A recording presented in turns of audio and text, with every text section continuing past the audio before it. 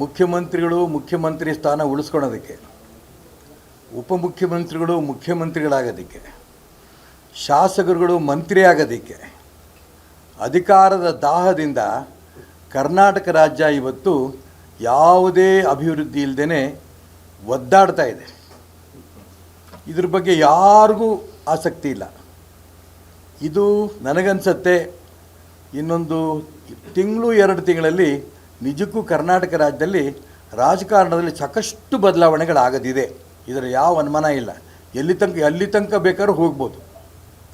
ಕಾದು ನೋಡಬೇಕಷ್ಟೇ 1 ತಿಂಗಳು 2 ತಿಂಗಳು. ಯಾಕೆಂದರೆ ಇಷ್ಟು ಬಹಿರಂಗವಾಗಿ, ಉದಾಹರಣೆ ಮೊನ್ನೆ ಚುನಾವಣೆಗಳಾಯಿತು, ನೇರವಾಗಿ ಅಲ್ಪಸಂಖ್ಯಾತರಿಗೆ ಮುಸಲ್ಮಾನರಿಗೆ ಟಿಕೆಟ್ ಕೊಡಬೇಕು ಅನ್ನೋಂಥ ಪ್ರಯತ್ನ ನಡೆಸಿದ್ರು. ಹಿಂದೂಗಳಿಗೆ ಟಿಕೆಟ್ ಕೊಡಬೇಕು ಅಂತ ಯಾರ ಕೇಳಿದರೆ ಅವ್ನು ಕೋಮುವಾದಿ ಆಗ್ತಿದ್ದ. ಬಿಡಿ, ಅದಾಯಿತು. ಇದಾದ ನಂತರ ಮುಸಲ್ಮಾನರನ್ನೇ ನೆಚ್ಕೊಂಡಿದ್ದಂಥ ಕಾಂಗ್ರೆಸ್ಸು ಇವತ್ತು ಕರ್ನಾಟಕ ರಾಜ್ಯದಲ್ಲಿ ದಾವಣಗೆರೆ ಮುಖಾಂತರ ಕಾಂಗ್ರೆಸ್ ಪಕ್ಷವೇ ಇವತ್ತು ಛಿದ್ರ ಆಗೋ ಸ್ಥಿತಿ ಬಂದಿದೆ.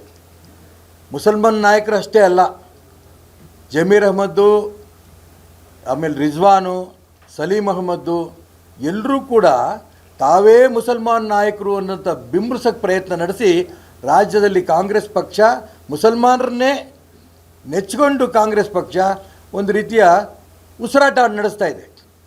ದೇಶದ ಎಲ್ಲ ಕಡೆಯೂ ಕಾಂಗ್ರೆಸ್ ನಿರ್ನಾಮ ಆಗೋಗಿದೆ. ಬಹಳ ಕಡೆ ಕರ್ನಾಟಕ ರಾಜ್ಯದಲ್ಲಿ ಮುಸಲ್ಮಾನರನ್ನೇ ನೆಚ್ಚಿಕೊಂಡು ಕಾಂಗ್ರೆಸ್ ಸ್ವಲ್ಪ ಉಸಿರಾಡ್ತಾ ಇತ್ತು.